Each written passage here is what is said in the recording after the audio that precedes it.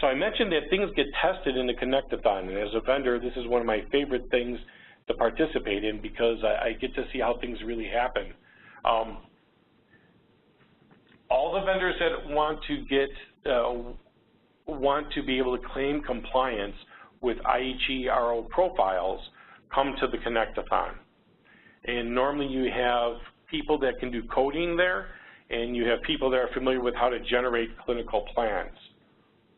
So vendors will test real transfers back and forth, and then when they're right, and sometimes we make adjustments right there. This is why it says on the second point, fixes are often done in minutes, not months, because we have people that will code in the evenings or code right then and there to make sure that the software is compliant.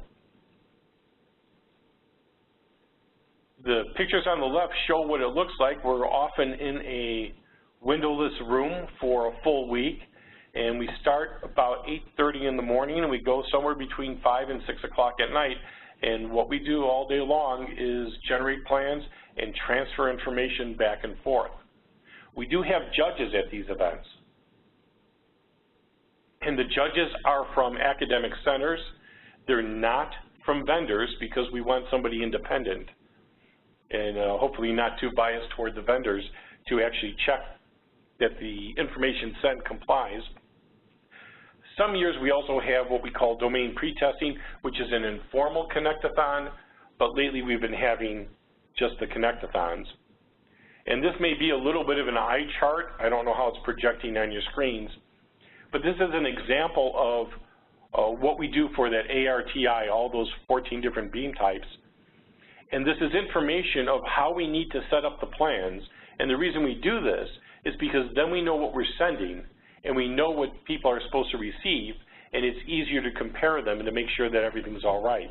But we have very, very detailed instructions on this to make sure that the civics are there and all the things that we want to check and test are present. This is an example, again, of a sheet to help you set up when you want to implement these profiles. And I do want to point out a couple little things here. And when I said IHE-RO was a refinement of DICOM, if you look at the radiation type, it's a DICOM tag of 2. And if you aren't familiar with DICOM, that means you need to send the tag itself, these numbers, but you don't need to send a value for it. However, IHE-RO says this is an R+ asterisk, which means it is required. It's an extension of the DICOM requirements, but you don't have to display it. So DICOM says you don't have to send it, but IHE-RO says you have to send it, and it will be photon. And another example is a type 3 tag. Here, the source axis distance. That's a type 3. You don't ever have to send any of it. But in IHE-RO, it is required. And again, the reason we do these things is so that the communication is crystal clear on what is getting sent and what to expect. And if you're missing any of these required components, then you fail the profile. And there's even specifications on if you have to display something or if you don't. And you can see there's a couple things that say, oh, that's optional. But it says if you send it, what you need to do with it. The judging, what normally happens is one vendor sits on one end of the table, another vendor sits on the other end, and the judge sits in the middle, and they send in, the vendor will send information to the other, and the judge will sit down with a checklist and go through and check each and every item on the checklist and compare them to make sure that what was sent is indeed what was received. So that's what this checklist is. And so it's a lot of work at the Connectathon, but that's when you get the real results. And again, it's crystal clear to the vendor where things are deficient and where things meet the profile. After Connectathon, the vendors publish IHE integration statements, and results are posted so that people can see who passed what profiles and who's compliant. The IHE integration statements are often found on the vendor websites. We did a Connectathon in Phillips, in the Madison office of Phillips last year. This year, the Connectathon is going to be in the Netherlands, hosted by Electa. We do try to flip between years, so the Connectathon 1 year is in the U.S., and then we try to go to Europe, and then the U.S. and Europe, because the majority of vendors in this IHE-RO are actually have a heavy European presence. There are other IHE Connectathons. The North America Connectathon was in Cleveland in January, and that's mainly for radiology and imaging systems, but others joined that too, and there's been considerations of whether IHE-RO is going to join that or not. We didn't this year simply because our requirements and our data are a little bit different. But if you want information on that, we do have the links for IHE where you can find more information. If you want to learn more about IHE International themselves, they do have a webinar series that runs through the summer months. You can go ahead and take a look at IHE.net for the full list of webinars. Slide decks will also be online, or you can sign up for a newsletter at IHE. Sometimes people say, well, does IHE-RO really affect me? How does it? Does it matter? And I come back with, if you ever say, and this is what I said earlier, I have 2 boxes that are DICOM compliant, yet when I send this type of plan, they don't seem to talk to each other. IHE-RO might be the answer to that. That's specifically the type of problem we try to solve.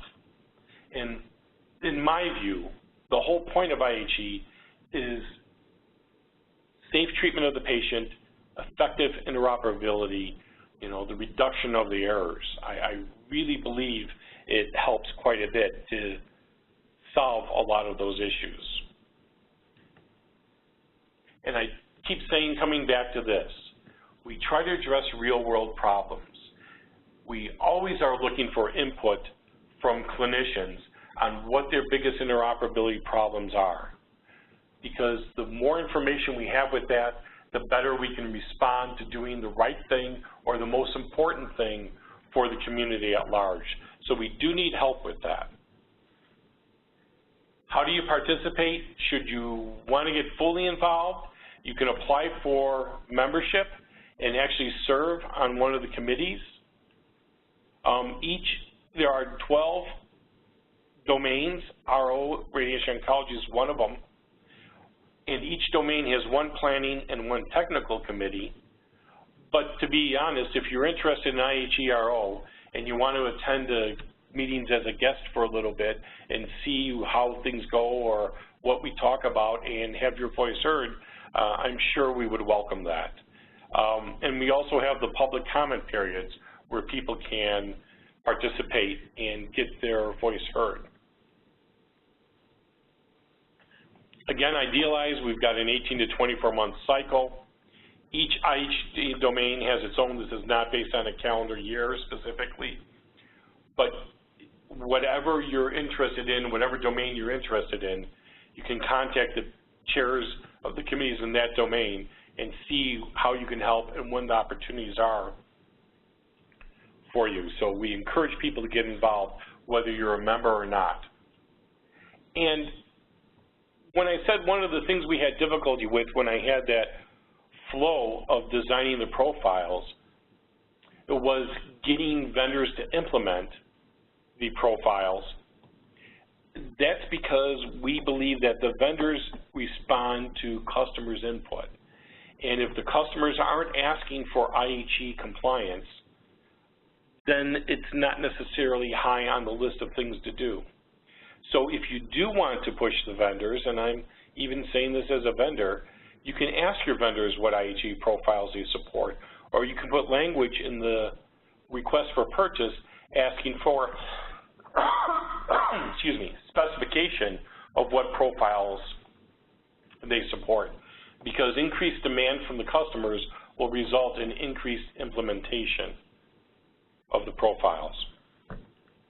If you want more information on the technical framework or the profiles themselves, you can go ahead and take a look at these web pages.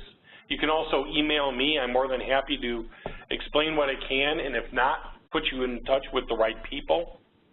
And if you want to learn more about IHE overall, there's IHE Wiki, but we do have both the technical committee information and the planning committee information on the IHE-RO Wiki page.